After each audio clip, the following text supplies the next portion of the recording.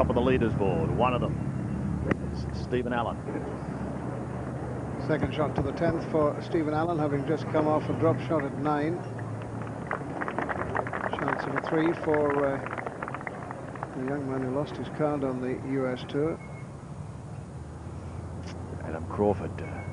This young man is doing everything right, and that's the putt that gives him a share of the lead. They're naturally delighted. I'm not really prepared to give it to him, but he tells me that he gave one to Forgout, basically the spot.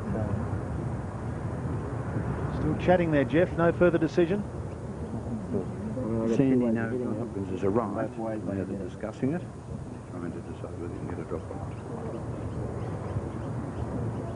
He's, Sandy, I'd like to say he's about some 140 from the flag. So it's a fair way to go. Get down right to the ball. I just think that the shot that's available at 4 is just complete obscurity of trees and everything. It's just nothing.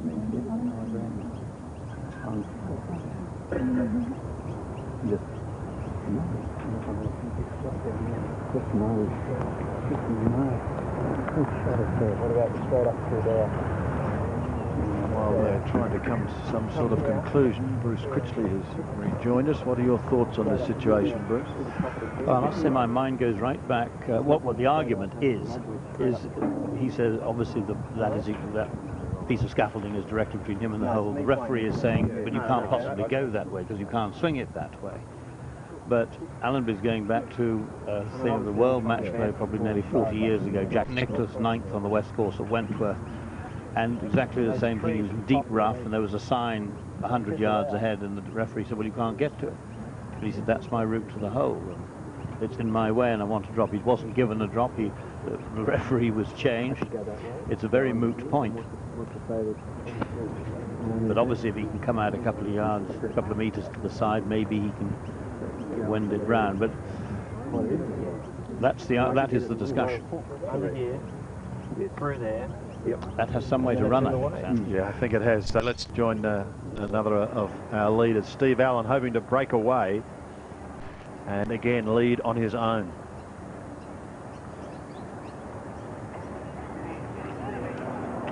Not a bad response after what is equivalent almost to 2 drop shots when you take the 6 at a par 5. Gavin Coles now is only 2 shots from the lead. But he can cut that to 1 here if he's successful at 11. Oh, did break away quite dramatically there with about a foot to go. Rich Beam for a birdie at 10. This to go to 10 under. This to grab a share of the lead. Oh, and he just It's like how frustratingly misses. Yeah, can't buy one at all at the moment. Coles. So Coles remains at 8 under par. 3 at 10 under, just repeating the first playoff hole, and its sudden death will be the 18th. Followed then by 16, 17, 18. You're back in.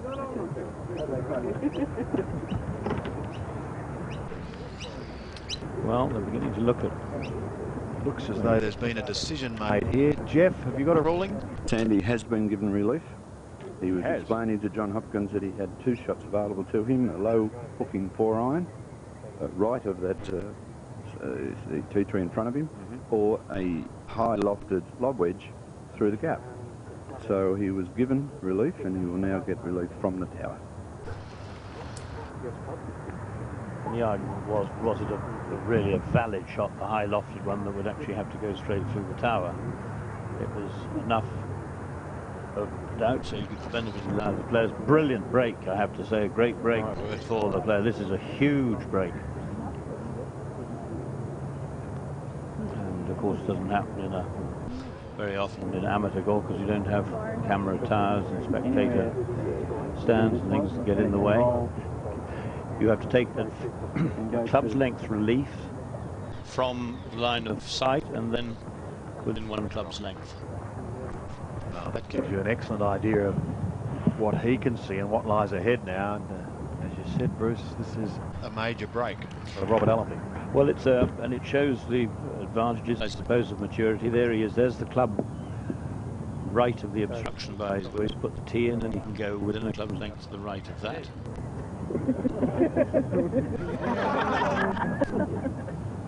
Where was I? What? How hard do you think my shoulder is? He said he didn't drop it from high enough. It's got to be shoulder height. Now in play as long as it's not nearer the hole. I think he's right now. We'll let him settle down and just move across to Charles Howell.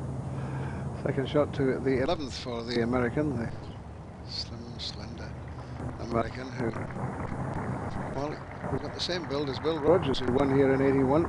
He was pretty slim, and he battled with Greg Norman for the title here at Victoria.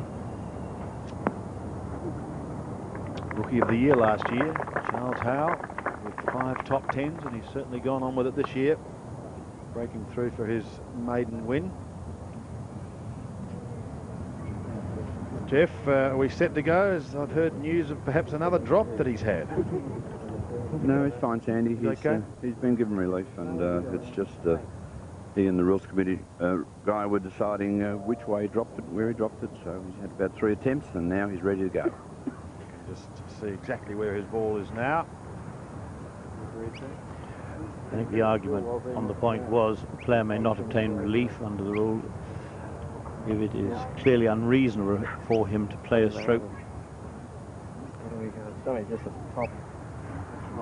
in the direction he wishes to go. But anyway, it was a moot enough point, and we'll come back to that in a second. Craig Parry.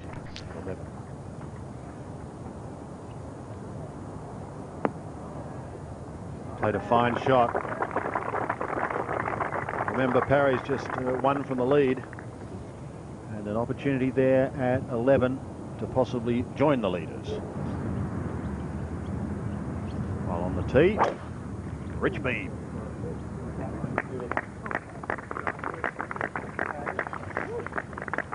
He's been collecting pars ever since he had that stumble at the 5th, the chip from behind the green, but he's hanging around that.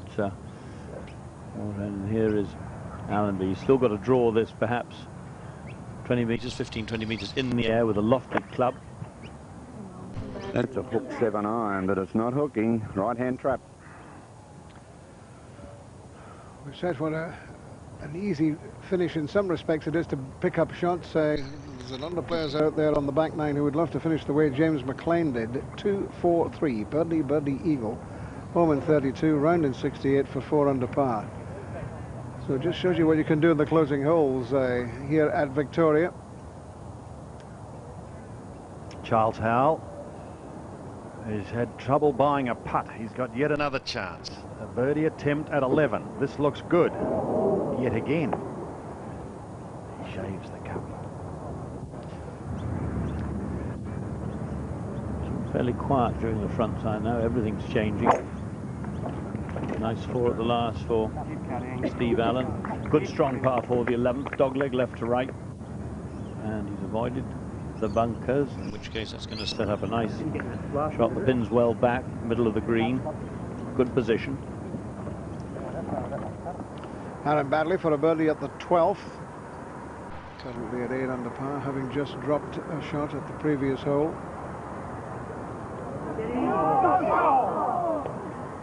So near and yet so far for Baddeley. Big putt here for Craig Parry. This for a share of the lead.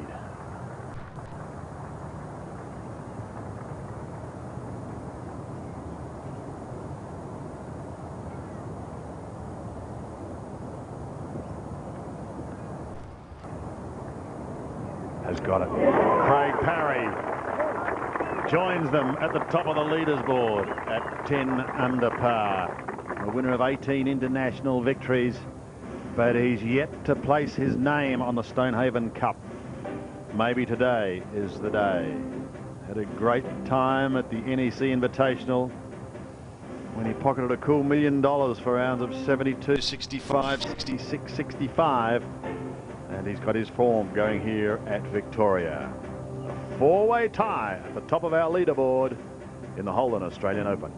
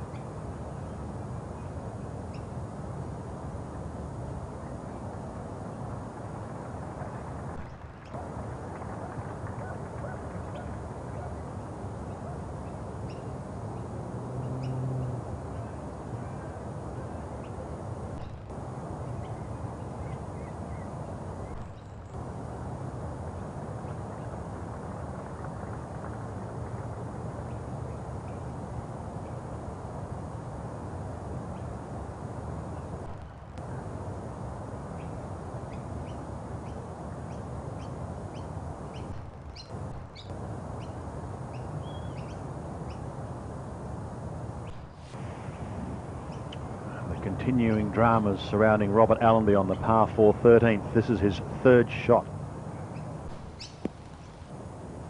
Yes, there was another ball in the bunker which wasn't his, and that hasn't finished running as yet, and that might come off the green. That was and I think his mind's still on what's gone on earlier on the hole. That was by his standards a very poor shot, and that may well just be off the green. Four players tied at 10 under. Steve Allan is one of them. Just 108 metres, and this one looks right at it, just a little over the flag. Watch it now. Well, I tell you, the drama of the ninth hasn't affected his concentration. Great shot there from Allan. This is Barry at the 12th. Also with a share of the lead.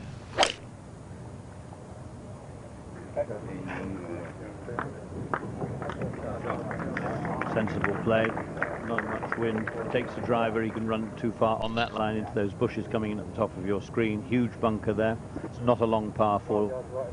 So sensible play. There's Allenby's roll back full 5 or 6 paces. This is his fourth shot. This is a safe par. And you just really do wonder now what that delay is going to have, what sort of an effect it's going to have on him and his game. Rich Beam's second to the 11th. This was just a moment or two ago. That's spin back to almost into the hole. Two great shots there from Allan and Beam.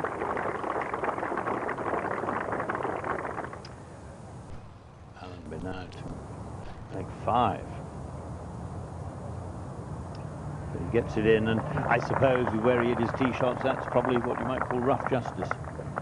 He'd have been extraordinarily lucky if he got out of it with a 4. And he's only one off the lead and plenty of time to catch up. Allan a chance to again go to the outright lead. And the little bloke won't lie down.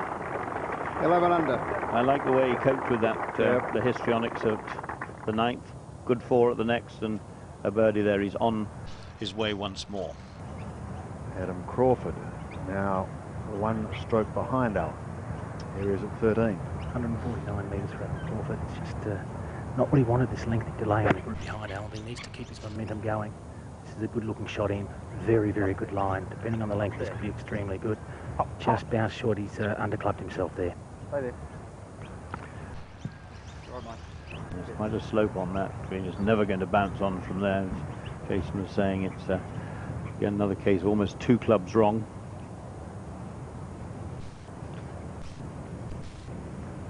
Elevated tee at the 12th, dog leg to the right, and Charles Howell playing well away from that bunker, which is on the dog leg, the inside of the dog leg, and well, that's fine. Pin today at the 12th hole, 23 on 5 from the left. We've seen already Steve Allan get a birdie here. This is for 10 under for Rich Beam. He makes 3 at 11. So Beam's 10 under, Parry's 10 under, Crawford's 10 under, and Stephen Allen's 11 under. And Gavin Coles is hoping to stay in the mix with a birdie putt. He is currently at 8 under. Now he is 9 under and just a couple away from Allan. It was extraordinary. An hour ago, they were all sort of treading water, going backwards. Now it's they're coming forward once again. The putt's beginning to drop. We move towards the 14th. $250,000 up for grabs here. The pin today 24 on and 7 paces from the left. It'll be interesting to see, Jeff, if Robert Allenby can settle down. I would sincerely hope so, Sandy. After I thought he might have got away with it and got out of it, that trap with a 4 at 13, but wasn't to be. And now 1 shot from the lead. 8 iron for Robert. Stay there. Looking good, looking right at it, right at it. Great shot from Robert Allenby.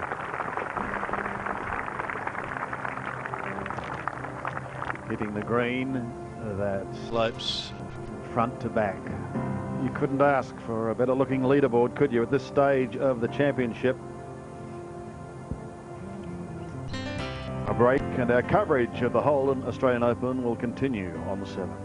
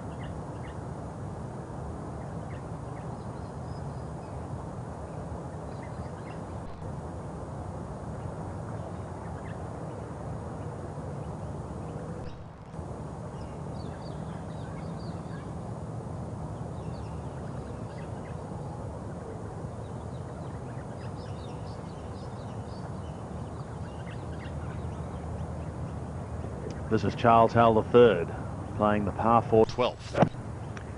Good picture through the trees there of the new clubhouse being erected at Royal Metropolitan. Melbourne. Royal Melbourne. Regardless of that, great second of Charles Howell. He's still around, although he's suddenly slipped 3 behind. But there's so much golf to come. Those closing 5 holes, which are amongst the easiest on the course. 2 par 5s in there, short par 4. Allenby is stalking, so we'll go back to him in the meantime. Crawford playing his 3rd to the 13th. Hard shot this, Sandy, because 3/4 of the way to the hole was it was all uphill. He did really well to get that close. If he pitches at the top of the ridge, it runs on. Beam on the 12th tee. He's really tried to overpower this course today with a lot of drivers. Now this one started right down the right-hand side. He needs it to fly a little further. He's got 243 to get over the trap. He hasn't. He's hit it about 241. Bad news is, of course, he's ended up right up at the far end of a bunker with a lot of lip to it, and he's still got a good 130 meters to get to the front of the green. Crawford stepping that in for his par at the 13th. He remains at 10 under. Allan on the tee at 12. Once again, the outright leader at 11 under. He hasn't come into the same contest with Rich Beam, trying to hit driver just about everywhere. He's manoeuvred the ball around. This one's out to the left, but there's plenty of space over here. It's in the open spaces, and he'll have a good view of the flag from there. Yeah, seems pretty calm about it all. Now, back to Robert Allenby. He has this for a 2 to go 10 under. Can you believe it?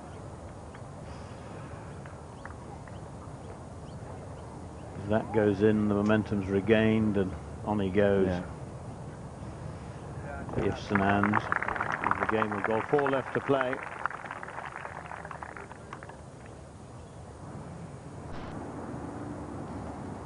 Craig Parry. 10 under through 11. Putting here at 12. It looks good, doesn't it? Oh, on the edge. Another roll, and it would have been in. Could that, at the end of the day, cost him the title that he wants so dearly, because his name is not yet on the Stonehaven Cup. It's the first time he's done that today, Ren. He's been very unlucky. Well, Adam Crawford, an unknown in a sense amongst some pretty well-known names. Most important are in a bit of his life. Yeah, this is Adam Crawford, the par 3 14th. It's the 3rd day they've had a very similar pin, so the player should be accustomed to getting this ball back there. It's a pretty good looking shot too, giving himself an uphill putt for it too. Is the pin well on? 24 paces on. Short, yeah. No, Charles Howell. He's going to win this. I think this has to go in. And it has. We shall see. At long last, Charles Howell gets a birdie putt in. He's only 2 back. 2 behind Stephen Allan. Robert Allenby finds himself now on the 15th. And he's got the heavy artillery out, Jeff. Well, Sandy, it's 292 to the middle of the green, so it's a good 280 to the front, and there's no breeze whatsoever to help him, so he needs to get all of this. It's a huge reward if he can do it. Even a chance for eagle. Well, it's the right shape of shot for him. A little bit of a draw, but he's turned it over too much, and I think he's got a ghastly position. No, no good at all. Well, the thing is, he hasn't gone in the sand, Jeff. He's actually stopped at the top. He's in a thick lie, and, well, if he takes his normal stance, he'd be aiming 20 yards left of the green, 20 meters left. He'll be horrified, I think, when he gets up and sees that. Desperate measures.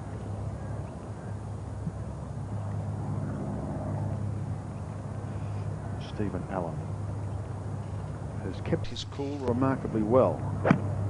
178, just can't see the flag because the bush is in front, but he has no problems getting there. Well, I'll tell you what, he's hit a great shot. If this is the stick, it's right at it. Oh, that is spot on, Pat. He's 5 on. Absolute gem. as he tries to just once again jump clear of the closing pack. I think he's only just having a look at it about now, but he knew that it was pretty tasty from as ever the reaction. At the 13th, that was Aaron Badley attempting to make a birdie, attempting to get the 9 under par. And, well, he had such a good run just round the turn, and it looked as if he was going to make something of it, but maybe not. Here's Rich Beam at 12, though. Second shot. Oh. Well, lucky that that ball came out. Could have been buried in the bank there. Sometimes you see Americans taking on shots that really are not on at all, and something that they never come into in a year's golf in the States is a fairway bunker with 5 or 6 feet of face to it. It just no longer exists on American Tour golf. And well, he was 10 under. He's only one behind Allan, and maybe desperate measures because he saw the quality of the shot from Steve Allan, with whom he's playing. Yes, you could, once again, could be looking at a 2-shot turnaround, something we saw earlier in the day.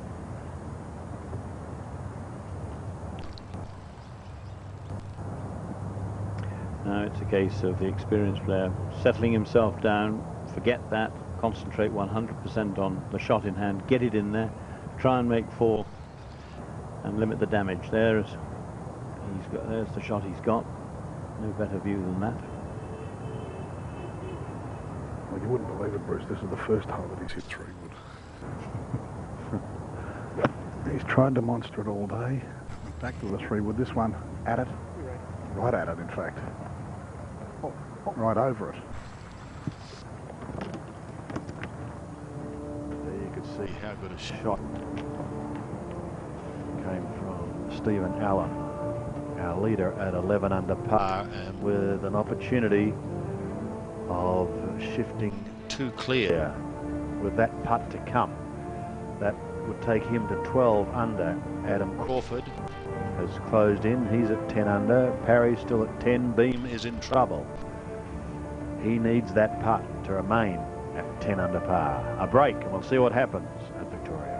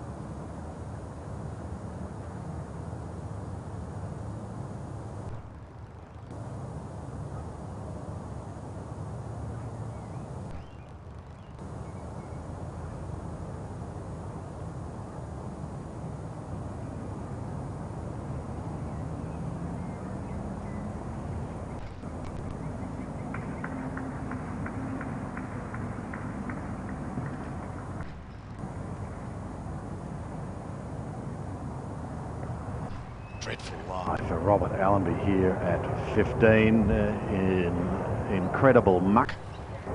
What can he produce out of this? He has not touched the ball. I think the sand iron's gone straight underneath that, Sandy, and it's just basically gone up and down. Well. I think it may not even have gone up, it's just gone down, dropped underneath it, and it's certainly no easier now.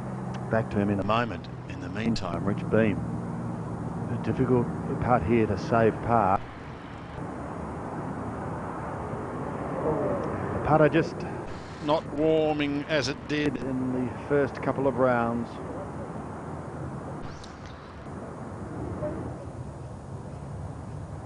So it's called strike one, Bruce. Oh dear. So going for the green off the tee, and there it is, a little 292-metre hole, and in the bunker in 3, and one has to say the end of his race. Badly.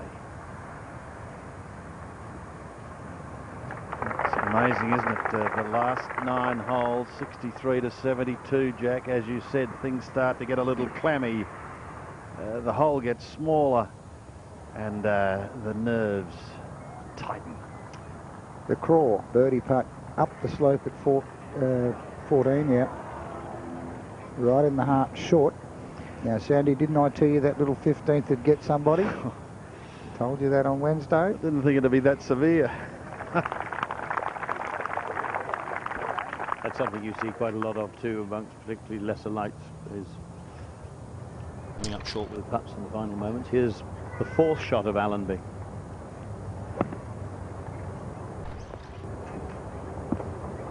Still a very difficult shot because it was all of probably 25, 30 metres, perhaps even more, to the hole.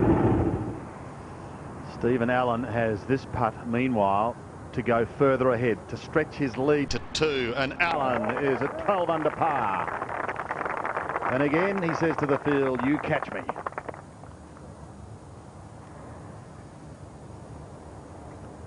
This for a bogey 5. Remember, he had an air swing over there. Oh, I don't believe it. What a putt from Robert Allenby. But a great putt, a drop shot, and he's now 4 from the lead. Rich Beam makes a 5. And you just think about Allenby, 13th tee, he was on the lead, in the lead. He's now 4 behind. MasterCard priceless putt, Jack. I think you'd agree. Finally, something good happening for Robert Allenby on this hole. Well, it might be a priceless putt, but I think it's probably fruitless now for his chances. Bad mistake. I thought it was the wrong club from the tee, personally. But anyway, I'm not out there doing it. I thought it was a very risky shot with the driver at this stage of the championship, because had he hit a 3 metal or even an iron and posted the score, the others have to do it. Now he's got to pull a real rabbit out of the hat. Yes. Has it ended his challenge? He's running out of holes, and he's down by 4. Allan again, opening up a 2-stroke lead as we head towards the 72nd hole, Victoria.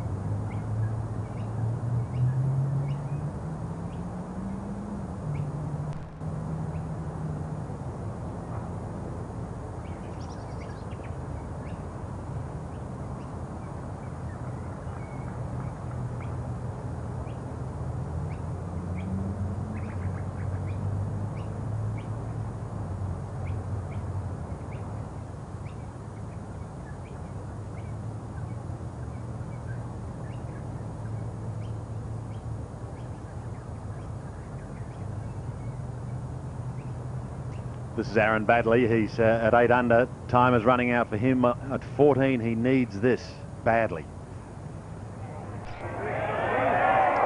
Not to be the two-time champion. Well, that expression really told the story, but he's not getting the ball close enough. Gavin Coles. So that'll be a drop shot for him. Robert Allenby at 16, par 3. Well, Robert Allenby, after disastrous 15th, needs to get a wriggle on and try and get a birdie, but he's pulled this left, this 5-iron. Will it hold? No, over the back and down as well. Well, that's a devilish position to try and get a par from. Charles Howell III, one of our visiting Americans. Sandy lining up. He's got 140, and tough to get the ball all the way back to this flag today. And it's getting up in the breeze a little bit. It's going high. It looks a little short. Could be possibly just make it to the front edge. That's as far as it will go, and of course this is one of these greens that sits towards you, and the last thing you want to be is past the pin, the downhill putt. And Jack, the American tour, well, it's their gain and Australia's loss as far as one Trevor Hurden is concerned. Yeah, I want to pay a big tribute to Trevor Hurden as we watch Craig Parry play his second of 13. He's about to, this is his last tournament this week. Trevor, I wish you and your wife Kim all the best. You're here. And a tower of strength from our tour and one of the leading tour of tournament officials in the world. Parry also coming up short. And we've seen quite a few players short, so just in closing off on that note, we wish you good luck, Trevor. Crawford in a bit of trouble, but not as much as Allenby at the 15th. He's a long way back.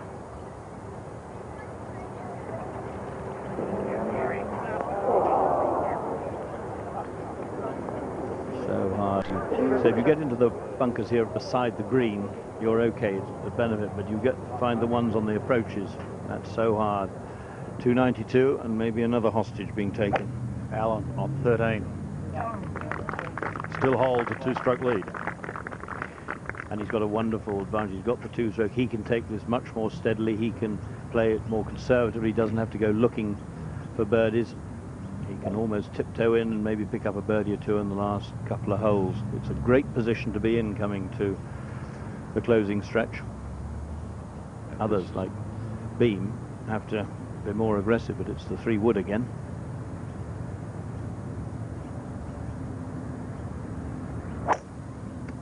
I'm not happy after the last hole. He's pounded this down the left-hand side. It's going to be a tight line. It's heading over towards, no, it's just taking a decent kick now, and it'll feed back down towards the centre of the fairway. That'll be perfect. Give him a nice view of the flag from there.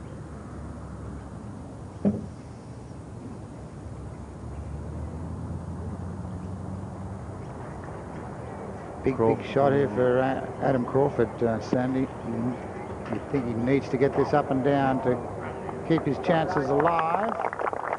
Well, he has. From bunker to bunker, still not without a chance. Interesting though, Bruce, he laid up, obviously, because he was in the back, one of the first traps. If you're going to lay up, surely you've got to take that right-hand bunker out of play. And yes, take the 6-iron. 6-iron, which Rich Beam hit earlier in the week, and still made 3. Craig Parry within an ounce, one felt, of sliding back into that bunker behind him. It was right teetering on the last bit of grass that would hold it. So a break there. Parry done nothing wrong, got to 10 under, but suddenly the man behind him has slipped the leash a bit. It's difficult to line these putts up. A lot of players will go back and walk in the bunker and get the caddy to clean up behind them. But this is not an easy 2-putt. There's a long slope, 2/3 of the way up to the flatter part of the green. So pace is not difficult, not easy to get right. Especially at this stage of the championship, Bruce, where things get a bit tight. The first thing that happens is you start leaving your putts short. Mind you, this guy is one of the best putters in the game.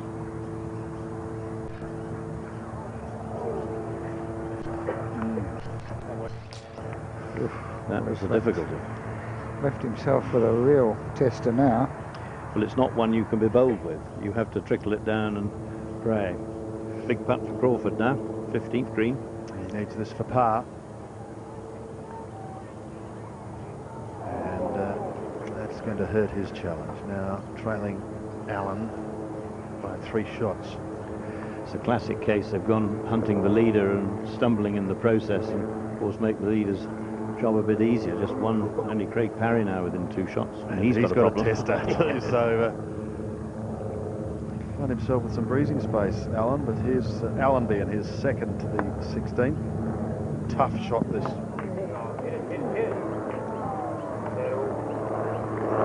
It's about all he could do from down there. Got to hit it hard enough to get it up to the top of the hill, and then it's like a roller coaster down to the hole. Well, it's a good green on which to be putting second. Charles Howell, he learned a bit from Parry's putt. Maybe not. And that was a good putt, great putt. Gave the hole a chance.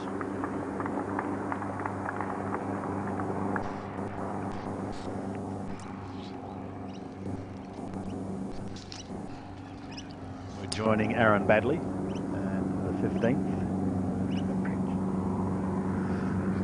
Looks as though he's going to have a crack at this as well. 292 metres this hole. Well, although is that a 3-wood, Jack? But the difference is, Sandy, he's got to have a go at it, because he's 8 under par and 4 behind. Yeah. Whereas Robert Allenby had all the momentum going for him, and was, I think, at 10 under, wasn't he, at that stage? And that's the difference.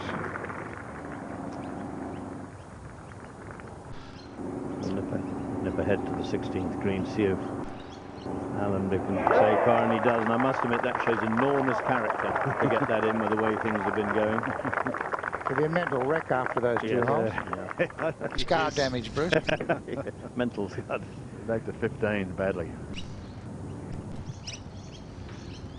Started down the right with a touch of draw and let the ground do the rest. Must be right if anything.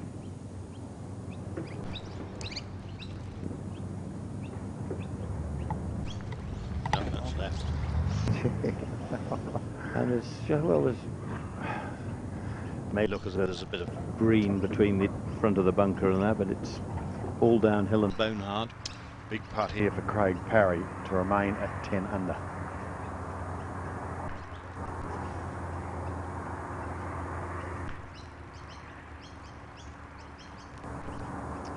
He misses, and Steve Allan now has the biggest lead that he has had in this championship, and the little man looks unfazed by it all.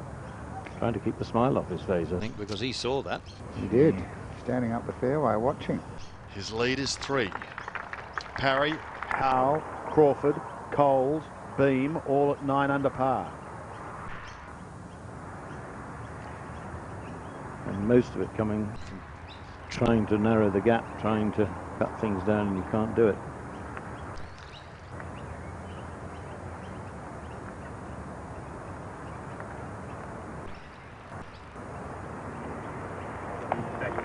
Only 130 today, Charles Howell. That was at the 12th, and that's really why he's been bypassed. Hasn't made many mistakes.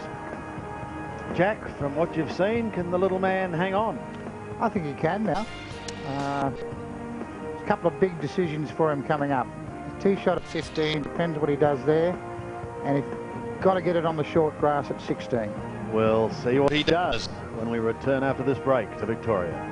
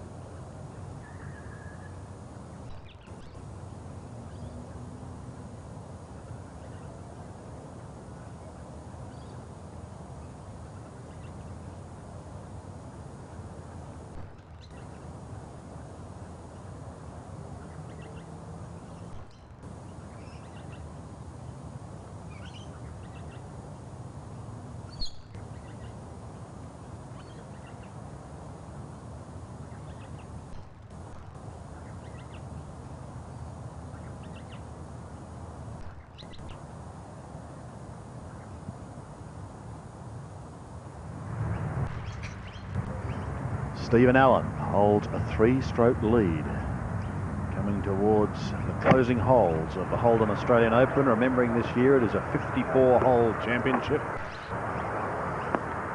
Trying to chat about the 72, but it's, we remind ourselves this is 54.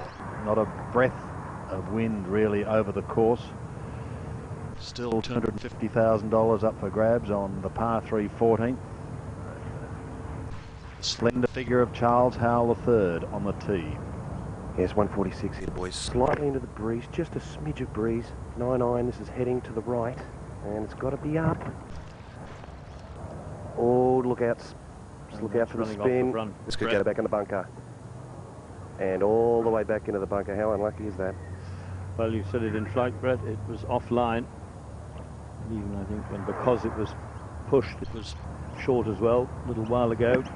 This was Rich Beam just a few moments ago, Bruce.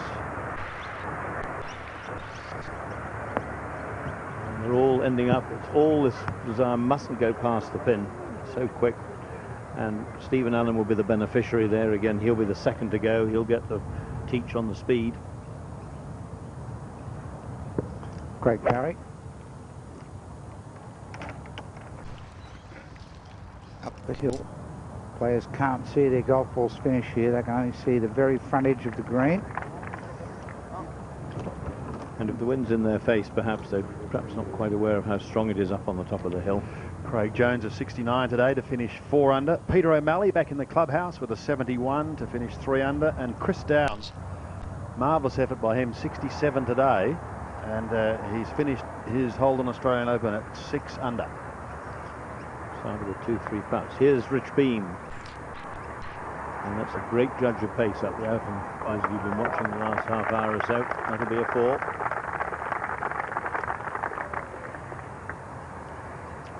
But he'll rue the 12th hole. That's where he let his man go from 1 ahead to 3 ahead. Well, I must say, Aaron Baddeley come up with a very fortuitous lie here between the traps. And that's the shot he's got over the top of the traps. But the important issue is he's got a decent lie. A lie so bad it will really horrify the amateur, but it gives him the control. Just look at that. That's a marvellous recovery.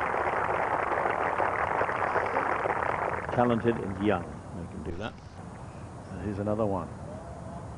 Similar qualifications, out of the sand at 14.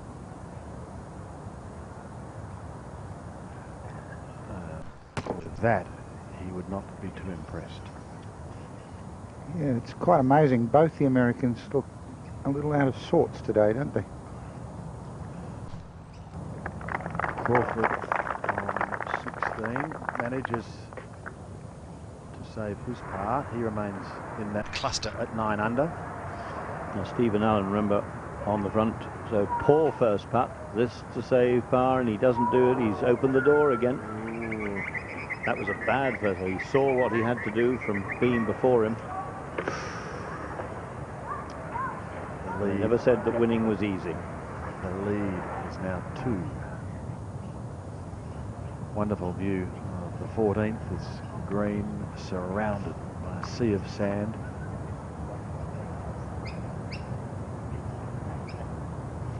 So once again, the tension creeps back into these closing holes. Players like Craig Parry fighting to close in on Steve Allan.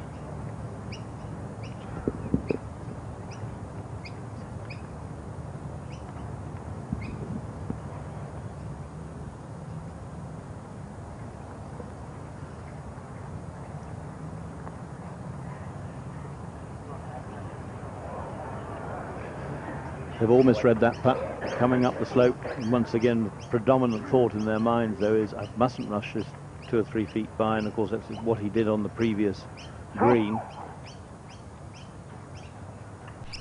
So all those factors against him. It should be a 3 when the time comes. Charles Howell started the day at 9 under. He's still 9 under. He finished 9th in this event last year. Yeah, he was brand new out of the packet last year, wasn't he? Just turned pro, and what a year he's had. He had a good year last year, though. He had 5 top 10 finishes, was Rookie of the Year. Yeah, but he only turned pro on the latter half of the year. Yep. So this has been his first full season in the US, and he's jumped up to number 7 on the money list and number 23 in the world. And I don't think he's going to win this week.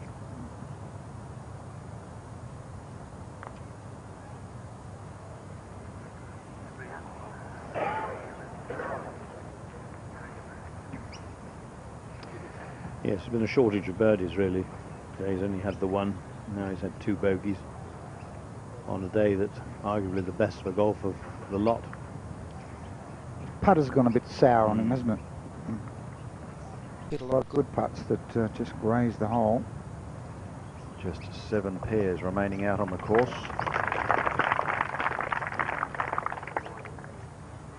And he knows how serious that drop shot is. Okay, go for it.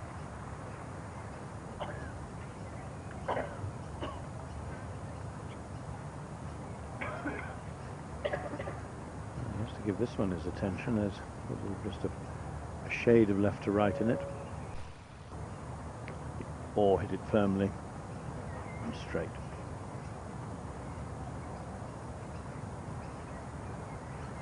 Harry, with the experience to know, and particularly knowing this course, that all sorts of things can happen. He can certainly make at least 2, maybe 3 birdies between here and the house. 2 par 5s still out there.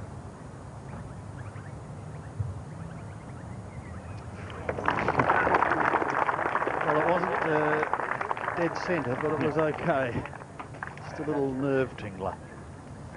I was just thinking, Bruce, it's been so long since they've played a real big tournament here that some of these young fellas won't understand the nuances of 15, 16, even 14. Aaron Badley cleans up. I think the great thing I enjoyed at the end of this year is this young man seems to be back in the game. A career not dissimilar in many ways to that of Justin Rose in Europe. Well, he finds himself once again still in with a chance at 2 behind the leader.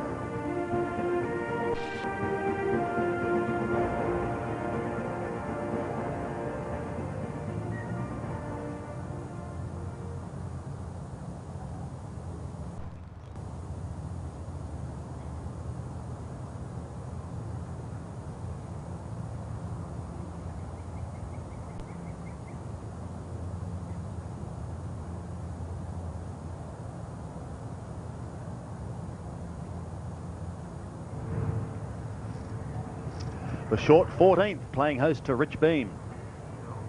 One of a group at 9 under. 5 players at 9 under at the moment. Hang in there. Fight.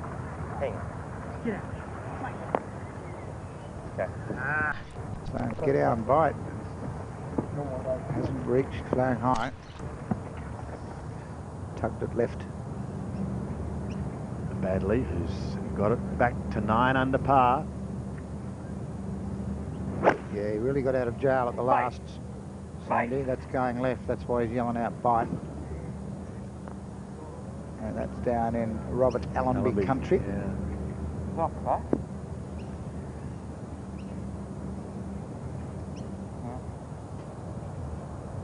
On this hole, courtesy of our census analyzer, we can see what has transpired. Green in regulation, some 55% today on this par 3 nearest the pin. Nick O'Hearn at 3.67 metres, and interestingly enough, the average 9.90 metres. That's a very low percentage, Sandy, for a par 3 that's only measuring 142 metres. Only 55% of players finding the green. Sit. Beautiful shot. Beautiful shot from Steve Allan, although a big swing from left to right on that putt. He's just starting to show a little bit of emotion there, pumping himself. Here's Jason King. He's at 3 under. Yeah, he's having a horror back 9, Sandy. He is. Bogey, bogey, bogey, par, bogey. And that's not going to help his cause. Not going to help either. No. It's a shame, because I think he's probably thinking about what sort of money he could make, and you know, he's always struggled for support in financial. Gavin Coles, another of those players who has a share of second spot. And don't discount him.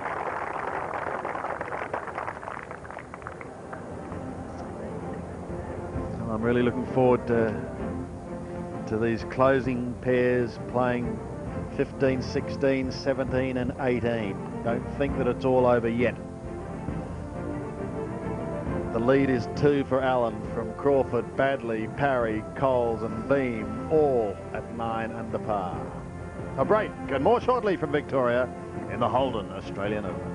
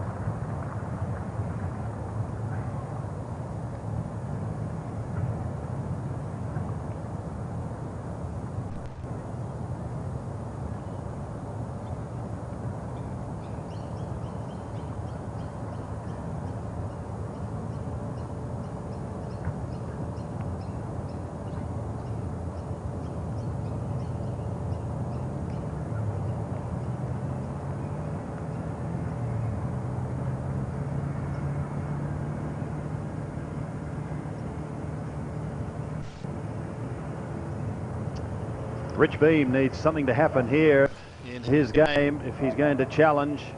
He has this long birdie putt, but the putter hasn't been kind to him so far today. This looks better. The man from West Texas is still there. From behind the 16th green, Alan Badley.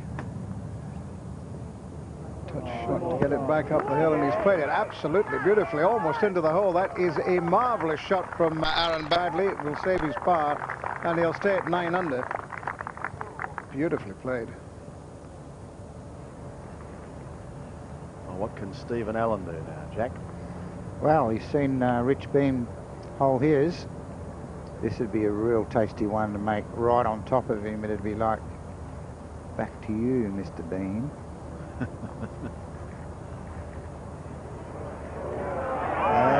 got it. Just made it.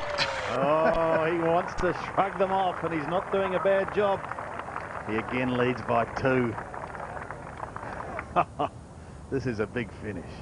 Coles also with a birdie opportunity. Trying to go to 10 under, but not to be.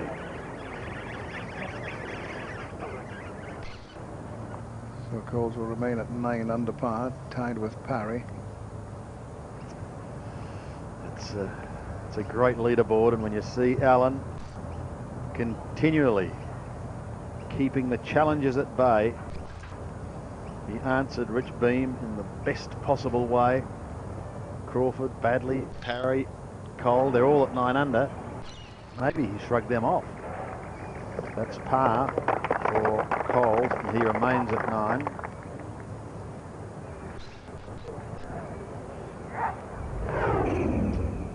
Rich Beem was the challenger, wasn't he, just a few moments ago? And there's no doubt that this is a MasterCard priceless putt, Jack.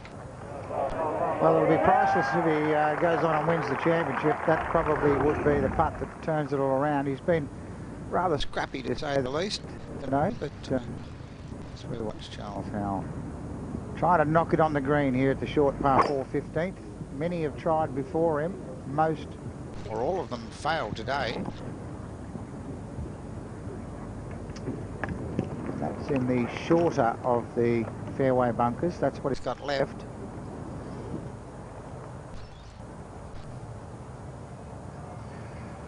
Justin King for a birdie at 16. I think it's for par, I think, rather than for a birdie. Yes, that's for a par. Jason King making par there to stay at 2 over for the day, 3 under for the tournament, and 9 shots behind Steve Allan, who has toughened up so much playing on the American Tour. Badly popping that one in. Jeff Oglesby. Par at 16, and a very good par it was too. He remains at 9 under. Crawford with a birdie attempt at 17. Jeff Oglesby, I can tell you, shot a final round 67 to finish 7 under. Andrew Shuden to 73 to be 1 under. Very difficult putt down this slope here for Adam Crawford, but if he's going to win it, he probably needs to make it.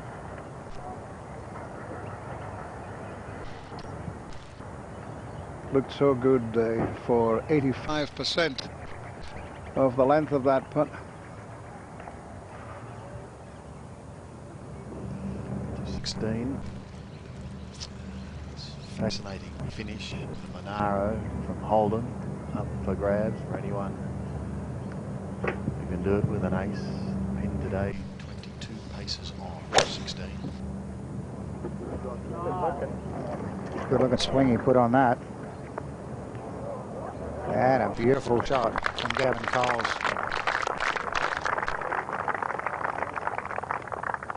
Just for those who haven't been watching, and we've got a great little short par 4, a par 3, and then 2 par 5s to finish. So many shots can change hands in those last 4 holes. Crawford for par at 17.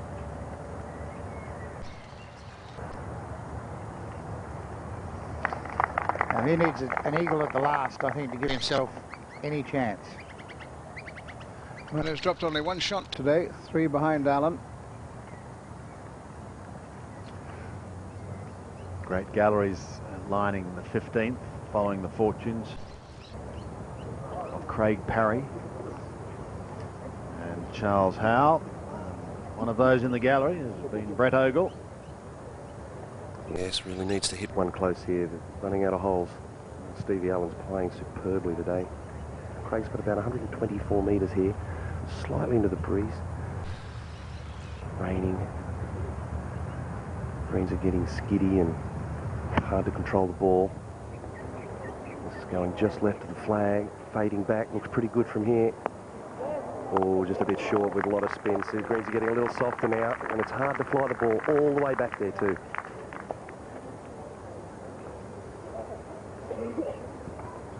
Interesting thing, though, was he laid back far enough to take those bunkers out of play and give himself a full pitch in there.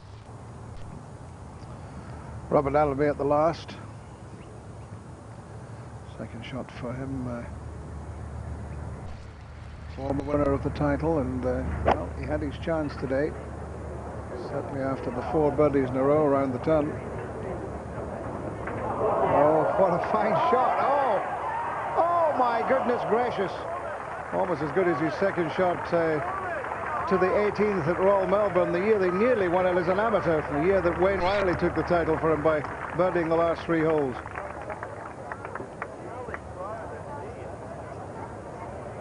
So he's going to putt for an eagle at the last. He's won the Battle of the A's with Stuart Appleby today. Appleby 4 over for the day. Charles Howell. One of the hardest shots in golf, Sandy. 40-50 metre shot. He's got a nice clean lie, Jack, so, but it's a dangerous shot. Looks good though. He's played it flat and low and go 1-2 and check, and immense shot. Terrific. Well done. Maybe this is the turning point for Charles Howell III.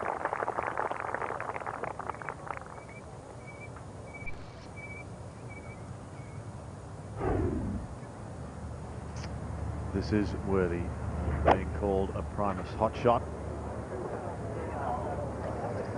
Yeah, it would have looked like frozen rope straight at the flagstick.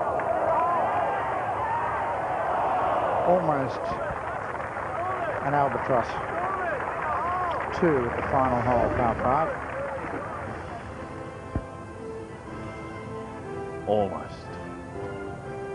It's not going to be enough for Robert Allenby. Steve Allan, if he keeps things on the straight and narrow, is going to have his name engraved on the Stonehaven Cup.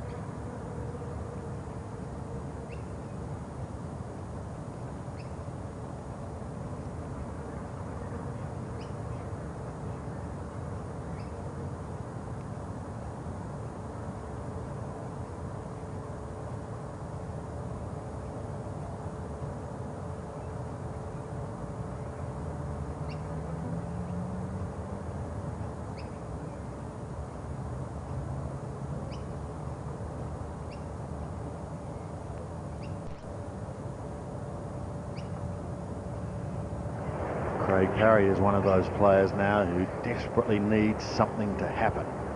He's got this long putt for a birdie on 15. Pretty good from where he was, but it's just another par.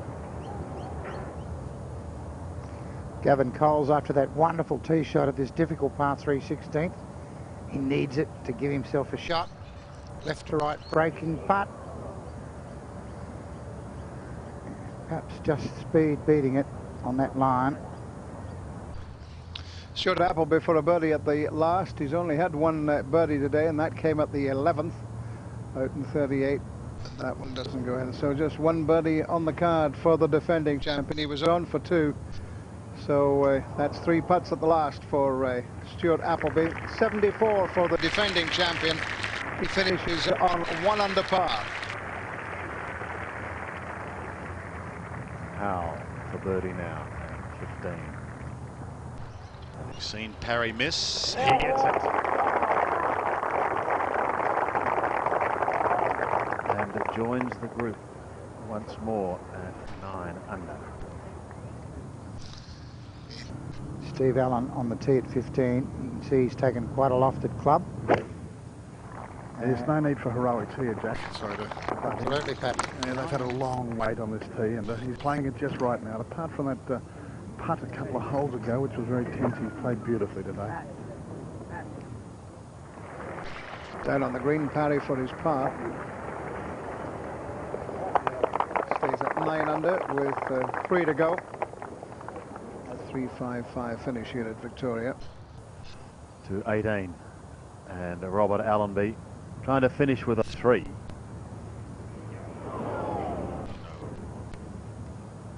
Started the week as favourite for this event. He birdies the last. And he is not going to win his 2nd Australian Open. A round today of 65, back-to-back 65. Robert Allenby as we rejoin our leader, Steve Allan. Second shot at 15 for Allan, and it's enough good one, by goodness. He has given himself the chance. He's played this hole sensibly in the situation. He's got a 2-shot advantage.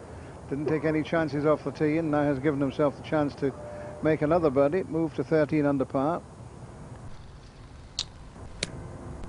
Badley's 3rd shot to 17.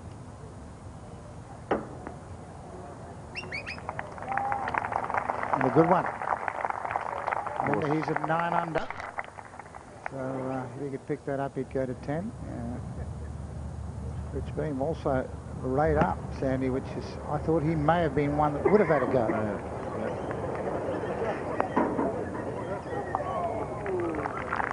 Course at the moment, playing under its par, just over 69. There's some tremendous tennis coming up on 7. It's going to be a really hot summer of tennis, culminating in the Australian Open. The Uncle Toby's Women's, the Hardcourt Championships. That's on the Saturday, the 4th of January, but there are events right around the country on this particular week. The AAPT Championship, that's on the 4th and 5th of January. And the Adidas International Starts on the 5th and goes through until the 11th as a build-up to the Australian Open from Melbourne Park. This is Craig Parry. His last opportunity of winning the Holden Monaro on 16. There's 180 metres, Sandy, 6 iron. It's hanging up. It's hanging up in the air a bit, maybe a bit short. Yeah, long putt, but he really needs something right now.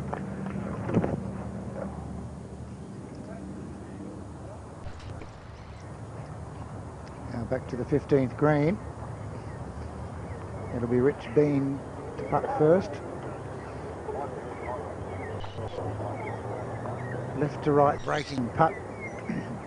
Most of the players have under-read the borrow around this hole. It does move quite a bit from left to right as they play out, right to left on the screen.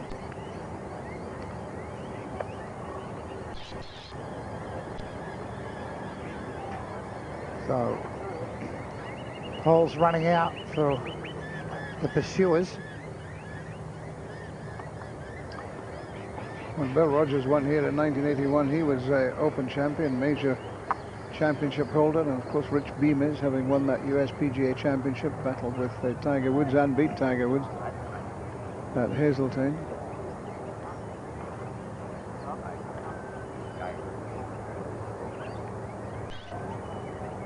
I just fancy though, Renton, he's not quite on song today, and if he's going to win it, it'll be this club that'll do it for him.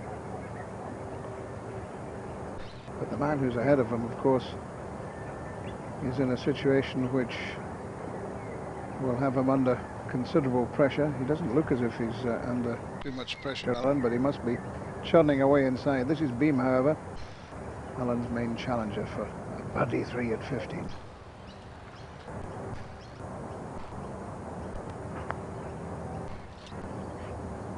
Well,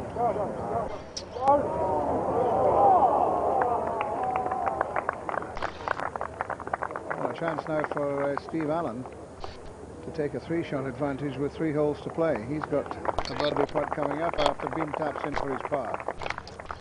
Yeah, and importantly, he will have had an opportunity to go to school on Rich Beam's putt. He should have noticed that there's a bit more borrow around that cup than you think. First things first, Aaron Baddeley for a share of second. Beautifully done, and remember, he can eagle the last. There have been 7 eagles at the last today so far.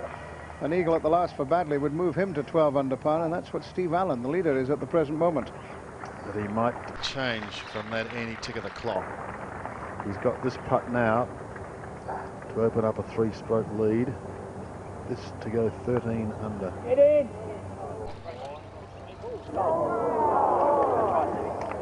Wasn't a bad putt, didn't go in, but it's looking just a little bit white around the gills. The baby-faced assassin. But he's played so well. And he's just got 3 more holes to hold on.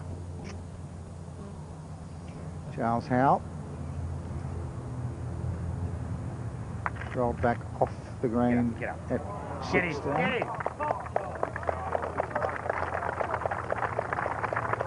That's a very fine shot he's played there from over that green. Not too many dodge a bullet from there. Crawford. Third shot for Adam Crawford.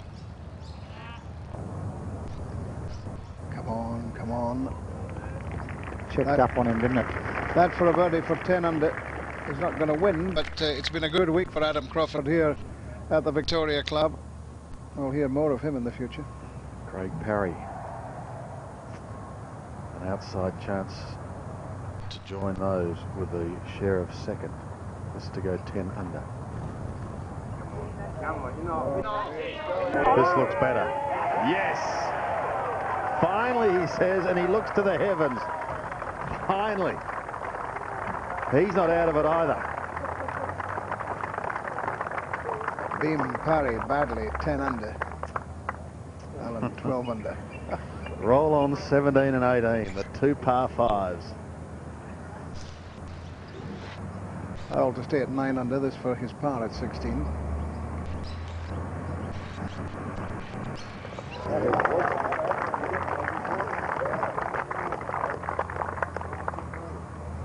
I still think if Stephen Allan can get on the green here at 16 and get a 3, he'll win.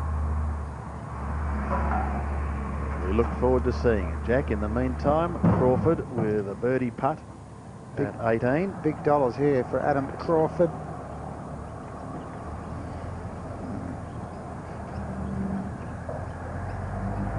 Drop shot at 15 really knocked his momentum around as we go back to this very hole.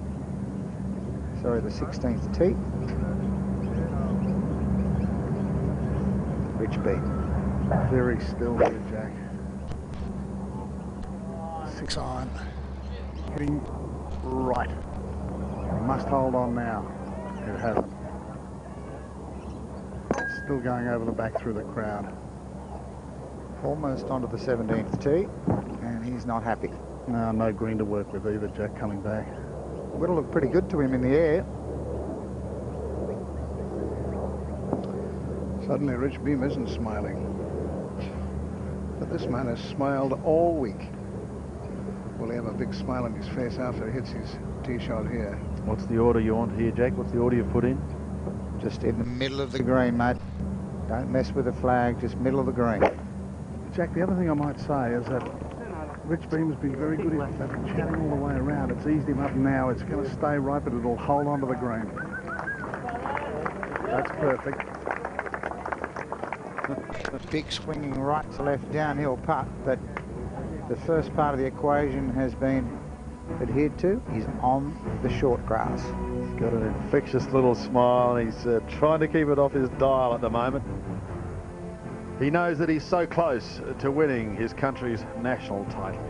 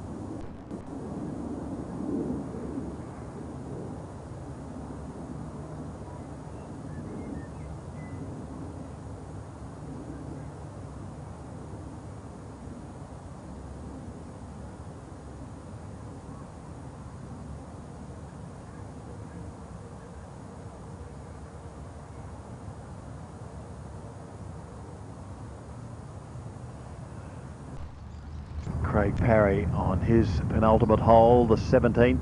He's got it to 10 under. Taking an iron from the tee, which is kind of surprising. This long par 5. What he's seeing is 2 shots to get to the left-hand side of the fairway and laid up. Have a look via our census analyzer on this 17th. Drives today with the fairway wood 40. Fairways hit with the woods 48%, and the irons very reliable at 100%. I suspect that was probably the only one with an iron all day long. Well, this man's not going with an iron, he's going at it. Yeah, he's not holding back, Jack. He's got the big fella out, and he's really rimmed this one. It's down the right-hand side, and run into that little tufty grass. He's got a tough shot from there to get over the trees. I don't believe he can make the green from there. He's either got to take it over him or hit a big filthy cut round the dog leg. Stick it right in there, mate. Fine drive by Badley. Absolutely into the, what do you call it, the mayor's office? Absolutely, there's no other place to be, is it? Well, I'd say he's probably even got his feet up on the desk at the moment. He wants an eagle here to have any chance whatsoever. He's 10 under, 2 behind Allan at the moment. 179 for Aaron into 18 with a 5 iron, and you can't get much straighter than this. Be the club. Oh, be the club. Look at that. That's quite a sharp downslope from the front of that green to the back, and to actually He's back in every sense of the word. I'd be very excited to see how he gets on in the States next year. And he's given himself a chance. Allan now at 16. Get the hole! Steady ball. Ooh. Steady. A great putt. It was hardly running as he got to the hole, and on it trundle. They never said winning was easy. No. Particularly if you haven't been there for some time. Oh, you're absolutely right, Bruce. To win anything of this stature, you've usually got to keep your bottle, so to speak. And you've got to hold one of those nasty linked putts to win. This, of course, will be for a 3 from Rich Beam. He was down the other side on the 17th tee. Bumbled it back up to here. This is a must putt for Rich Beam. It's a great try. Has he got the legs? It has, you know, it has. Oh, what a wonderful putt. What a wonderful putt in terms of his chances. If he misses, he's gone. All that, and it's only a par, but my word, it's a big par. Well, and it sort of just shows Steve Allan that he's still there. 2 par 5s to come. A player that you might think, well, he could make a couple of birdies at the last 2. Well, the important thing, Bruce, is he's playing with the leader, isn't he? And now this putt has suddenly taken on a slightly different context. I mean, they're all hard. It's virtually a straight putt. It's a simple putt in terms of technical difficulty, but nothing simple at this stage. Wasted no time. It's a nice position to be, 2 ahead and 2 to go, but that's the fun of a brace of par 5s. All sorts of things can happen on these last 2 holes. We're moving ahead to the 18th tee. You can see Aaron Baddeley on the green. He has an eagle putt, and if he's successful at the moment, it would give him a share of the lead with Steve Allan at 12 under. If we have to look ahead, the playoff holes, and it is sudden death. It'll start on 18. If there's no decision there, back to 16, then 17, and then 18 again.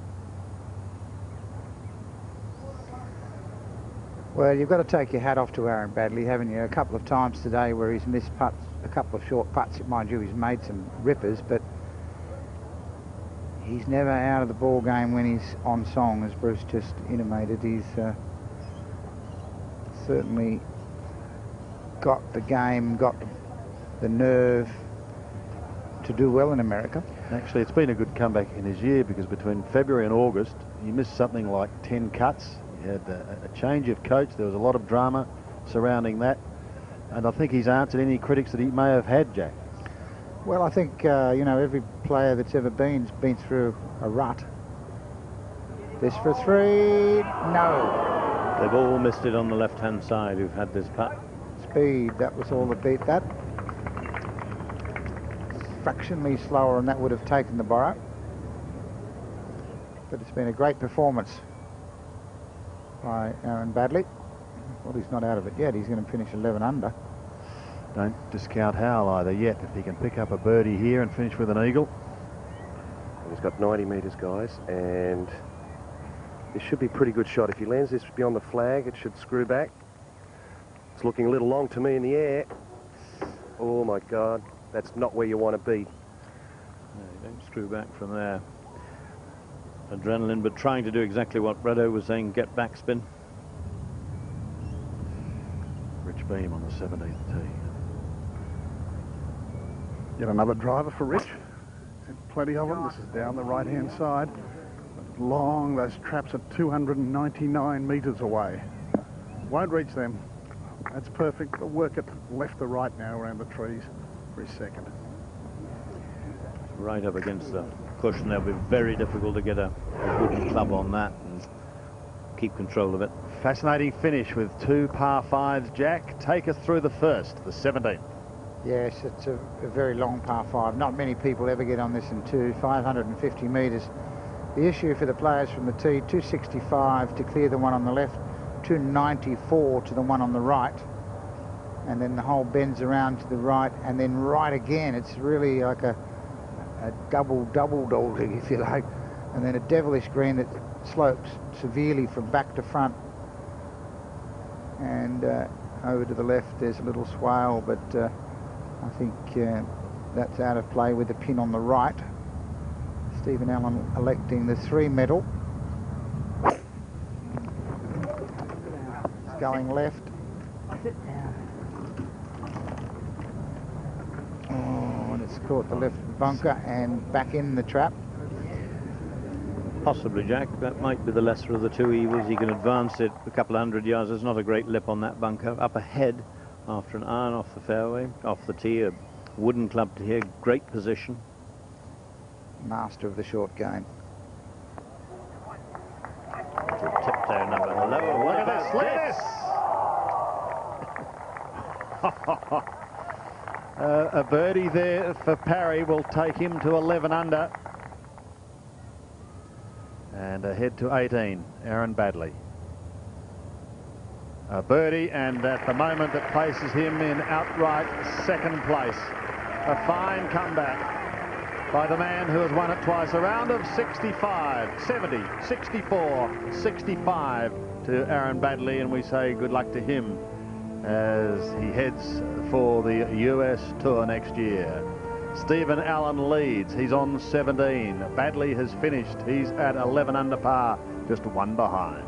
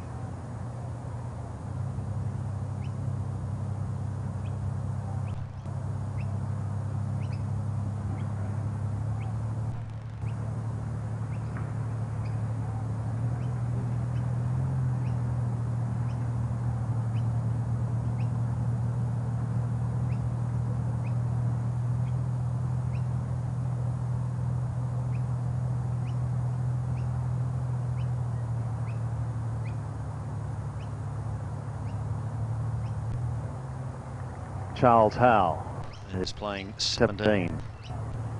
He has this putt for par. And that's a great save. This is a great save. Gee. But at the moment he's 3 off the pace. We're seeing the Americans really get themselves out of jail the last couple of holes. Now this is a very awkward shot for Steve Allan because he's got that tongue of the bunker immediately in the line he wants to take. And that's going to mean he'll have some, maybe getting on for 200 metres for his third shot. He's got to take quite a lofted club to get that out of the, or make certain of getting it out of the bunker. and this is not a green to be hitting a long shot into. Just 18 metres wide at its widest point. Well, he can take 6, but Pat's down with him. Yeah, a little closer to the pin than he thought he'd like. Getting 7-iron on this, get it out around about 140 metres, and that's perfect, leaving him about 130 metres into the flag. Well, he was further back than I thought he was, and I must say that he had great connection there. Got the ball first, brave shot. Craig Parry for a 4. So Parry now is at 11 under, and he's going to move ahead to the 18th. This is where it could all be decided. The 18th, in this case, the 54th hole at Victoria, and a par 5. Well, it's the easiest hole on the course, reachable in 2. It's been down breeze all day. 255 metres to get past these 2 bunkers, which really a lot of the field can fly past, and then you're over the brow of the hill and on the downslope and get a very good clear look at what you've got left to do. Maybe the toughest part of this hole is the green itself, which slopes from the front right-hand corner to the back left-hand corner, and really quite sharply. And the pin today over near that bunker on the right, which makes it extremely difficult, should do, to get close to the pin in 2, but several have succeeded. Key for Parry is the tee shot. He's got the shape of shot for his second. Not one of the longest hitters out here, though.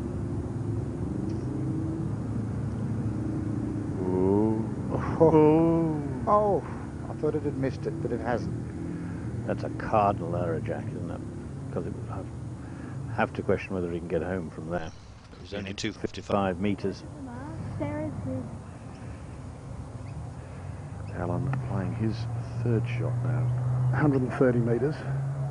9-iron, just take it over the flag and let it drag back. I thought it might come back a little further than that, but just a slick putt down the hill, but it's pretty safe for 3. Commercially very sound. To 18 on the tee, Charles Howell.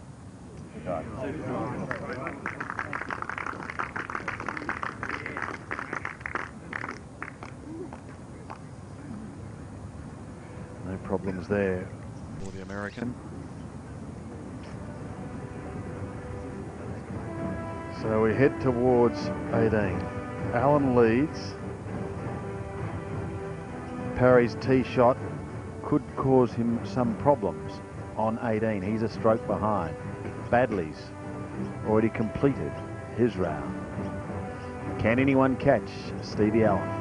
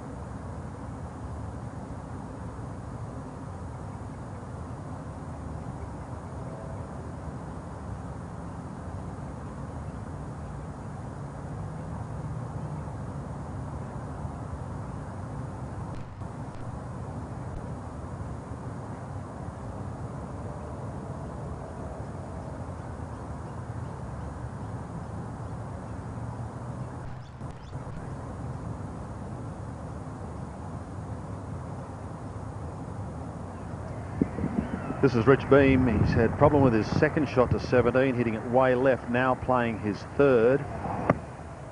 Yes, well, he double-crossed himself and pulled it way left, but this is a very nice recovery, and he heard that left.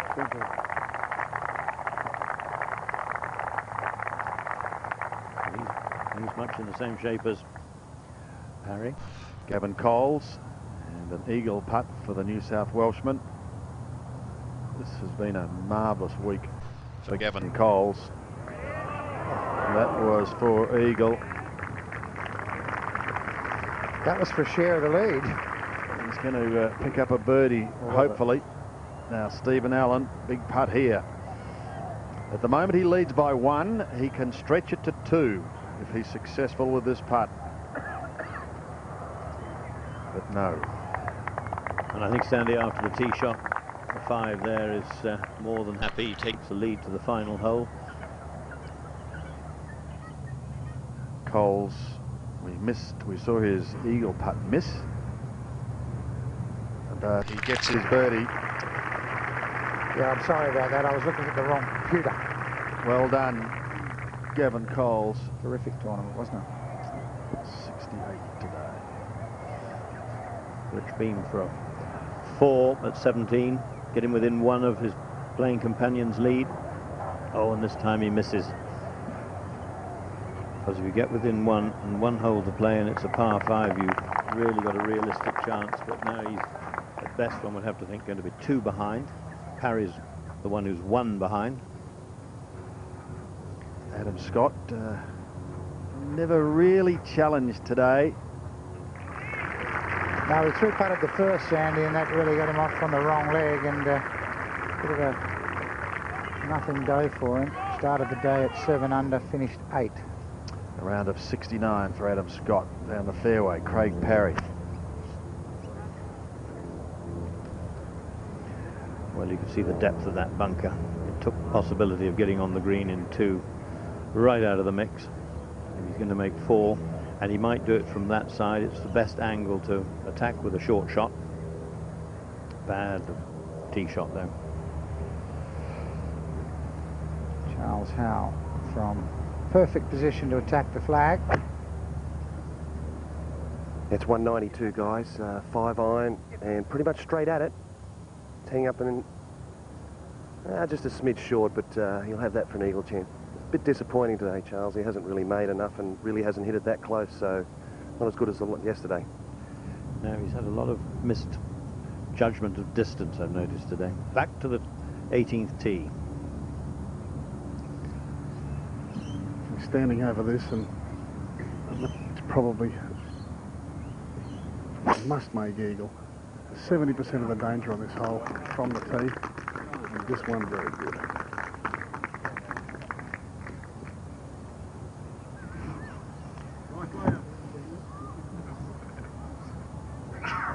Beautiful tee shot. Now what'll Steve Allan do here? The only place he can probably lose the tournament is by hitting it in one of these bunkers under the lip, taking 6. And he's yanked that left. He has, Jack. That is left and heading towards the traps. Short and left. Might have run through it. The drama continues to build here at Victoria. Steve Allan so close, but he's not home yet.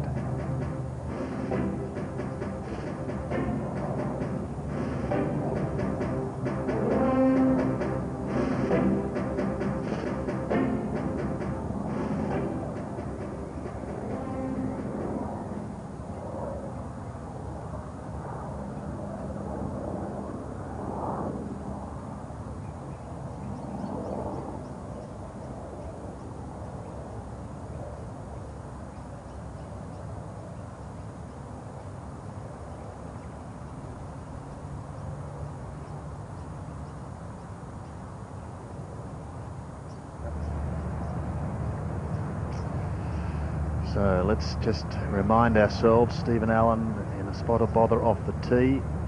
This is Craig Parry, one of those chasing him, but he's now playing his 3rd shot to the 18th. He is the master of the short game. He needs this close. Well, if anybody Want this shot and straight at it. Be the good length. Ooh, stop there. Oh, just a little bit firmer.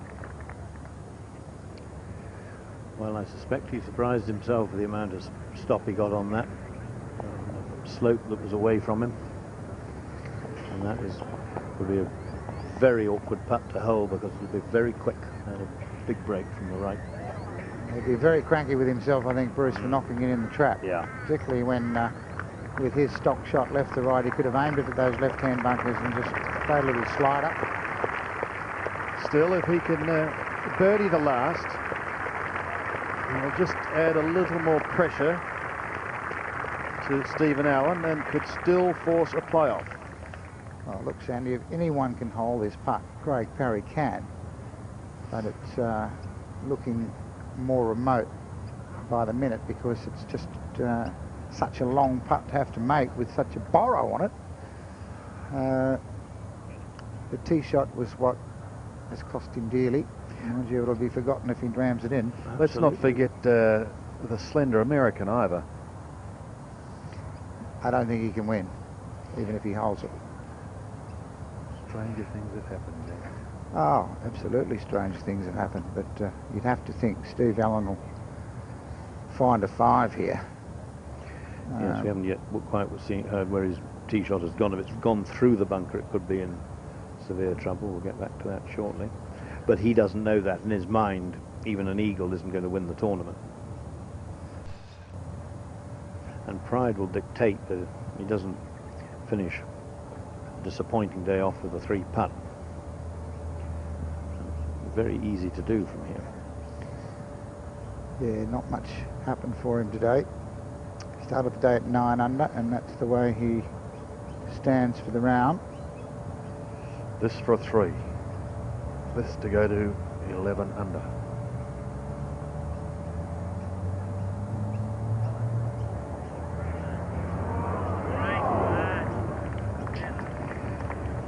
Ooh. Risk.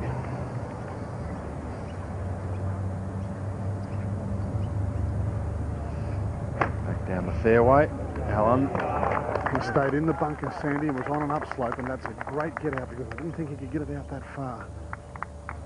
It's a very brave shot. Good recovery. You're right, Jack. It was because there was overhanging branches there from the upslope.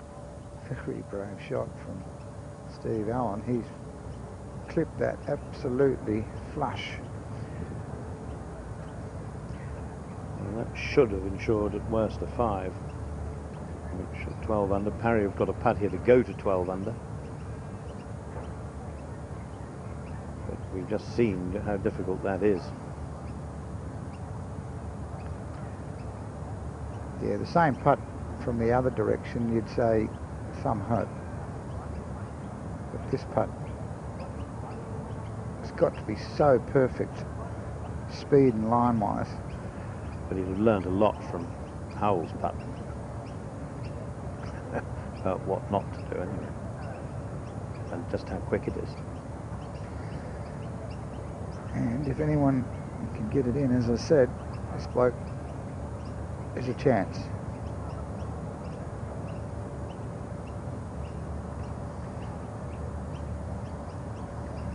This for birdie, this to get to 12 under, and for the time being anyway, gain a share of the lead.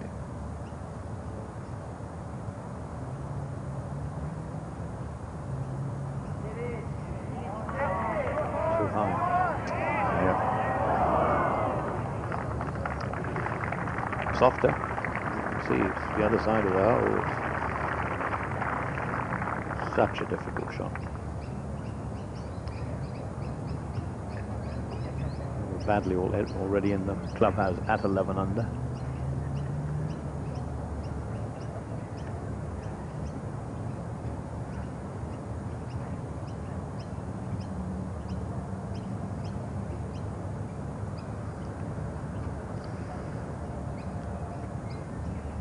So you reckon the only one, I think the only one that could probably get there now is Rich Beam, who's playing with him.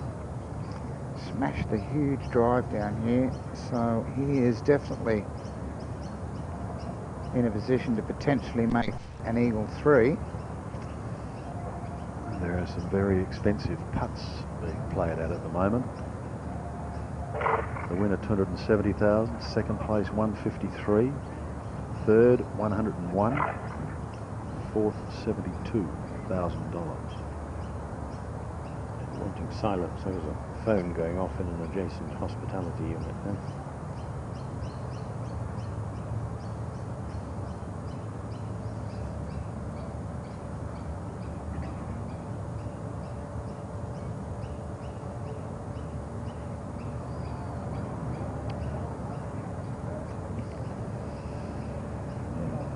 Not a good putt, never threatened the hole, and not a nice thing for Parry to have seen either.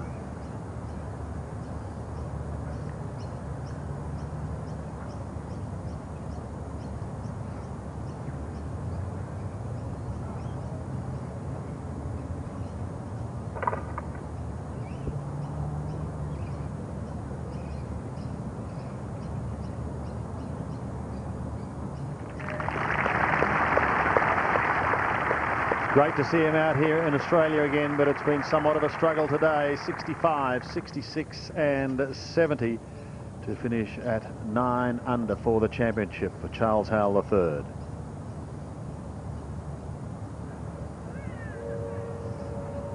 So the American visitors have given great value.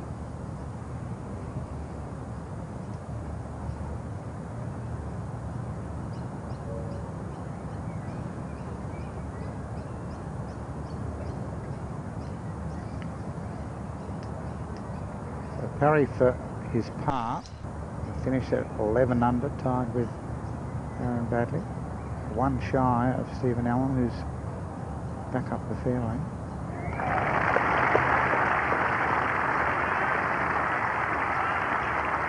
The national title still eludes Craig Parry, but he's given a wonderful account once again. 66, 65 and 68 to be 11 under and in a tie with Aaron Badley at the moment in second spot.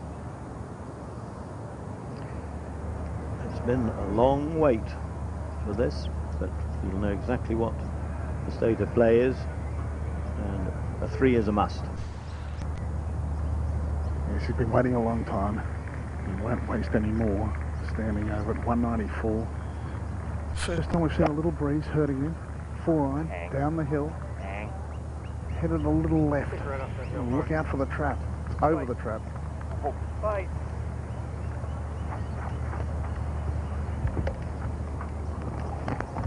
It's hard to see an eagle from there. Yeah, it's going to take a miracle shot from there, and that takes the pressure off Steve Allan a little bit. Just imagine if Rich Beam had got up there and put it sort of within 5 or 6 meters of the hole. This is a whole new perspective on his third shot. Effectively, in his mind is, I've got to get down in 3, nothing stupid, but it's been a long time back in Germany, several years ago since he's won. Doesn't waste any time. Right on 100 metres. This one also a little left and going further left. So he'll be quite a distance from the hole as well. 2 putts for par to remain at 12 under. Well, we've seen what this green's like to putt on from any distance. That wasn't what he had in mind, but that's the tension. Both the last two tee shots pulled away, hanging on with the right shoulder on, not releasing the club, all the usual things, and totally understandable. Yeah, well, he's actually early in the week moving back to his left side beautifully, where his stock shot was a little fade, and as you say, hanging back that bit, pulled his drive and pulled that third shot here.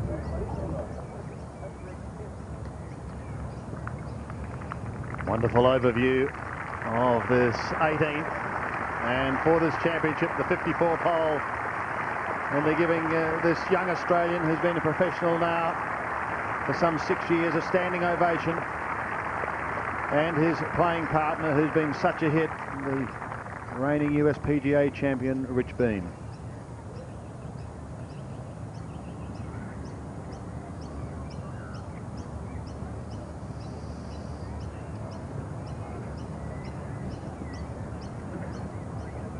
Of course, Stephen Allan playing in the United States the last couple of seasons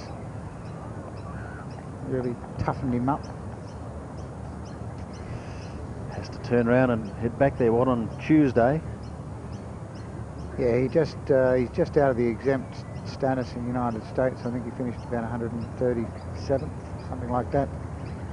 And he goes back there and attempts to improve that position, and then he'll probably go back and start almost immediately in America and try and get a re-rank, which by that I mean if he plays good in the early tournaments, he actually moves up some places, which gets him more starts during the year. So I don't think we'll be seeing too much of Stephen Allan early in the new year, particularly when we come back to tournaments like the Heineken and the Johnny Walker. He'll probably already be on his way to America.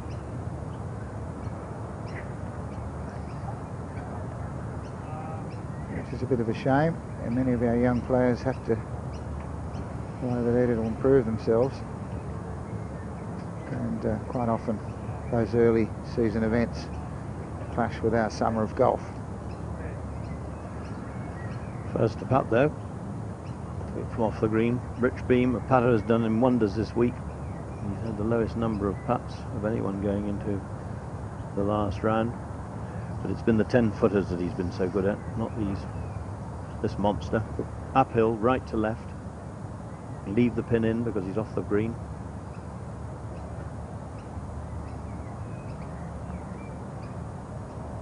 Come on, come on. Hasn't hit it.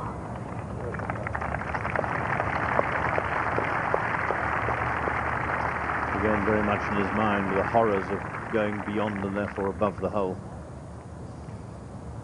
Up there to go into a share of second on 11 under, and maybe, you know, he would, in his mind, would be the knowledge that Stephen Allan's still got to get down in 2. I was just about to say, Bruce, we've just seen Howe and Parry both run theirs well past the cup. And this is one of those right to left putts. If you happen to pull it a bit and it gets on the borrow, it can really accentuate the speed. Craig Parry keeping an eye on it. There's Lomo. Well played. I mean, what we know of this green, I mean, he'll do well to get within 3 feet, or stop it within 3 feet. It'll be a very good putt. Marvellous shot from our high camera. So when it's all said and done, Stephen Allan needs 2 putts to win the Australian Open.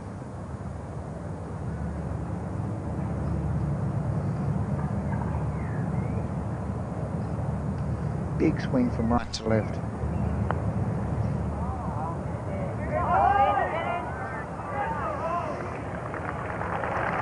And that's a very good lead. Yeah.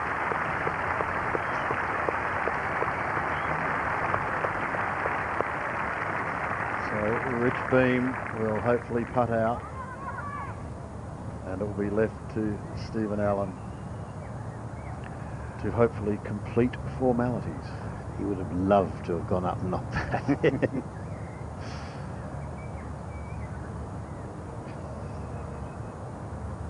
Beam for birdie, a chance to finish at the 11 under. Parry, badly. And he does.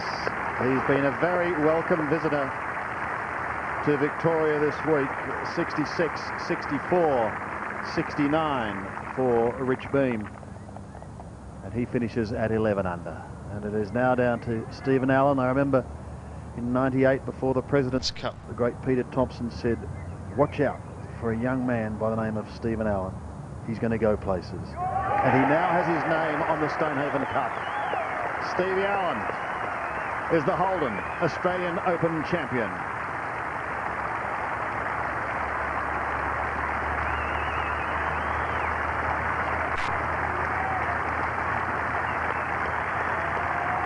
What a boost to take with him on his journey to the United States in a week or so's time. A round of 68.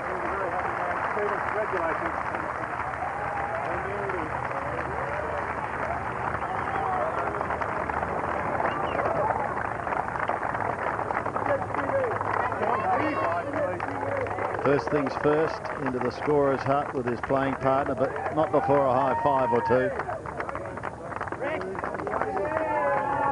Very popular amongst his peers, and particularly to win in his home town of Melbourne. Everyone, I'm sure, delighted. That's a fantastic achievement, a wonderful story for someone who has battled for the last couple of years. He now has his country's highest honour in the sport of golf. He is the Holden Australian Open champion for 2002 by one stroke from Craig Parry, Aaron Baddeley and Rich Beam.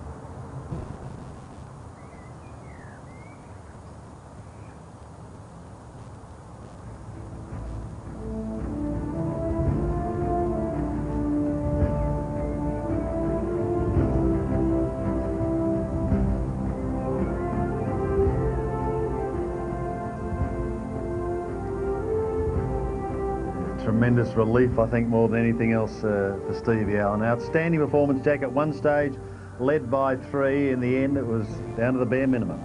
No better feeling than that, Sandy, walking off that hole thinking, well, I'm the Australian Open champion. Let's relive some of the moments in his third and final round here today. He needed a good start, and that's exactly what he got. On the par 3 opening hole, in fact, it produced a 2-shot turnaround with his playing partner, Rich Beam. Yeah, it was a terrific start, wasn't it? And I think that gave him the confidence to go on with it. After making a 2 at the first, beautiful shot. And another birdie again.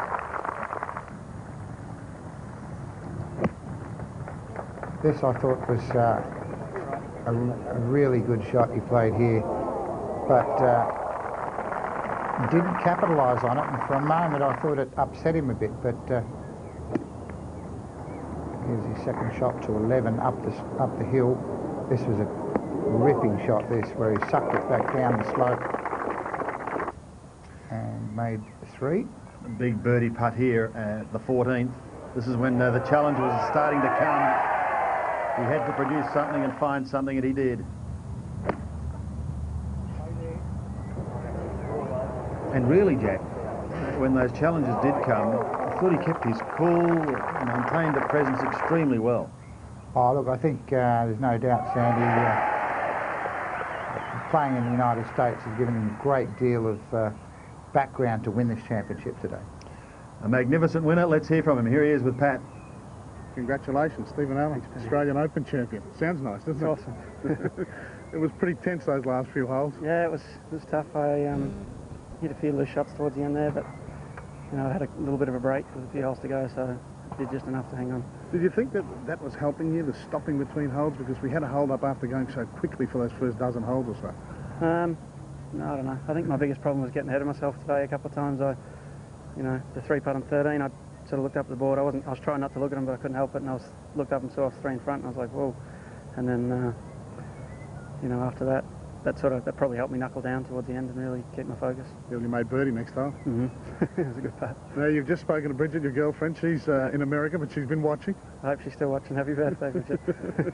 It's so exciting for you because it's been a tough year for you, hasn't it? Yeah, it's been pretty tough, but I really have played well from the second half of the season. I felt like my game was back to where it was, you know, 97, 98 when I played well out here in Europe, and I had a few chances towards the end of the year in the States, and I didn't follow through. So you know, it's really nice to come through when I have to. The thing about the Australian Open, there's leaderboards everywhere, so everywhere you turn, you knew they were breathing down your neck. I did. It was a nice way. You know, a birdie on the first was a great way to start, and you know, I hit the ball pretty solid. Really didn't drive it as well as Rich. He drove the ball unbelievable today, as he did in the PGA, I guess. But I just kept it out of the bushes. Well, in this part of the world, I think there can be a few more popular winners. Congratulations. Thanks, your buddy. fans await. Thank you. Thanks, Steve. Yes, he is a popular boy in this part of the woods, affectionately known as Plugger. But more importantly, he is the Holden Australian Open champion. We'll have the presentation coming up, and as we go to the break, he was on the phone to his girlfriend Bridget as he said to her, happy birthday. I've got a lovely present for you in the form of a very, very nice cheque. That presentation is coming up.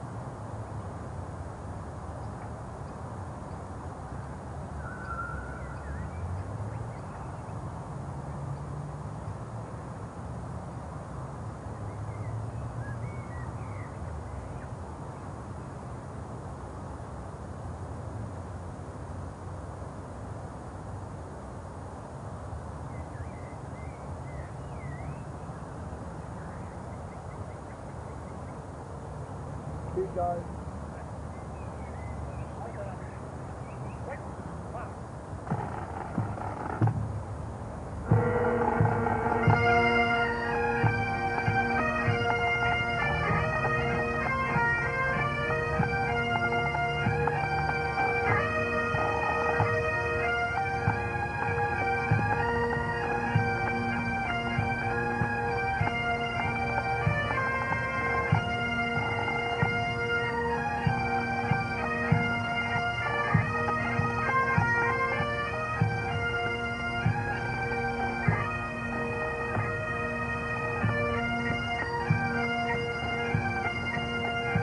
The pipe band welcoming in a new champion, a new name to go on the Stonehaven Cup. Time now for the presentation to Steve Allan, your Master of Ceremonies, Craig Willis. Well, ladies and gentlemen, every young man's dream to win a major championship such as this. And to begin our presentation, it gives me a great deal of pleasure to welcome back to the 18th green, Steve Allan.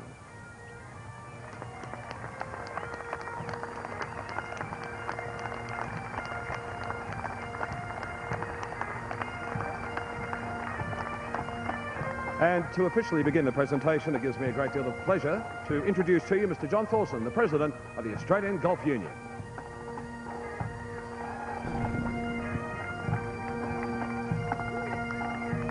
Thank you very much, Craig. On behalf of the Australian Golf Union, I would like to express our sincere appreciation for their continued sponsorship and support of the Holden Australian Open. This is the 7th year that Holden have been the naming known sponsors and the 13th year that they have been sponsors. We're also looking very much forward to Holden being in the Australian Open and naming the Australian Open Holden for many years to come. And we really appreciate, Peter, what Holden are doing. Thank you.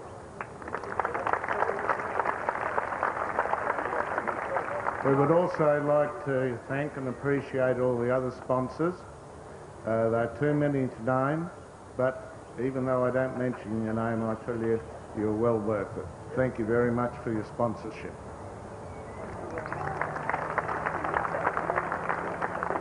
To Victoria Golf Club, who made their course available for us, we give our sincere thanks for what they've done and for hosting this event, and we offer our best wishes to them for the year 2003 when they'll have their centenary. Best of luck on.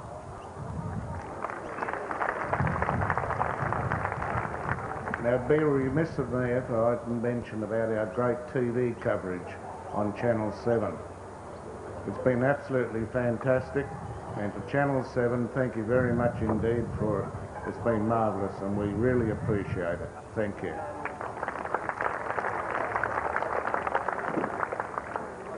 Just like to add that the championship coverage, I can tell you, is very world class, as I suppose everybody has seen it around the world on it. To IMG, thank you very much once again for the help and effort that you've done with us. We really appreciate it, and we're quite happy, and everybody is happy about the event at this stage. Thank you. We wouldn't be able to have this event if it wasn't for all the volunteers. And I'd like to thank all the many volunteers. I'm not quite certain how many, but I know it's in excess of 400 who've come along and helped and volunteered and made their time available for this great event. Thank you very much, volunteers.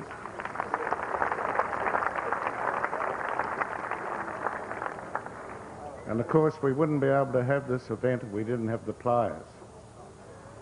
So at this stage, I'd like to thank all the players for coming and playing in the Australian Open and the effort they've put into it, and what a great finish. I'd like to also congratulate Steve Allan on his fine finish, and it's great to see it's great to see a Victorian win. Thank you. Congratulations to you, Steve, on winning the Stonehaven Cup. Thank you very much indeed, ladies and gentlemen. John, thank you. And John alluded to the wonderful support given to this tournament by Holden, the wonderful support that Holden give golf here in Australia. And please welcome the Chairman and Managing Director of Holden, Mr. Peter Handenberger, to say a few words. Peter? Thank you very much, and good afternoon. On behalf of Holden, I would like to congratulate you, everybody involved, for what has been another great tournament. We still believe that the Holden Australian Open 2002 has lived up to its reputation as Australia's premier golf event, despite a small hiccup at the beginning. We have seen absolutely outstanding golf played over the 3 days. The competition has been exceptional. Our thanks to every golfer who played in this year's Holden Australian Open. I would also like to thank everyone behind the scenes for their superb organization. The effort and dedication needed for this event to run so smoothly is very much appreciated. On behalf of Holden, I would now like to present Steve Allan, the winner of the 2002 Holden Australian Open, with this check of $270,000.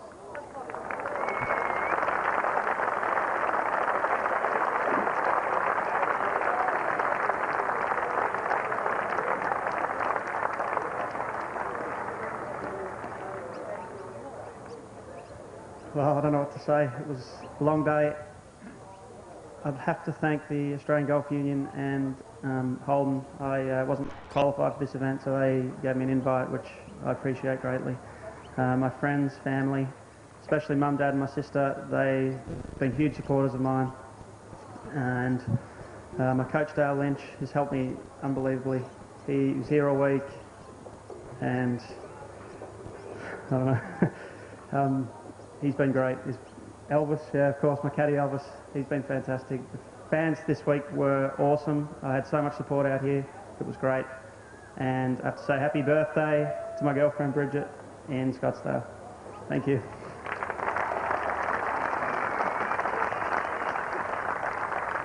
As we said earlier in the week, a man of few words. He's one of those players that lets his clubs do the talking, and they spoke pretty loudly, Jack, this week. They did, Sandy. You know, for me, the weather was great. The golf course was great. And, you know, everything was great. But the decision early in the week wasn't so great. That's the black mark on this tournament. We shall take a break and come back to say farewell from Victoria.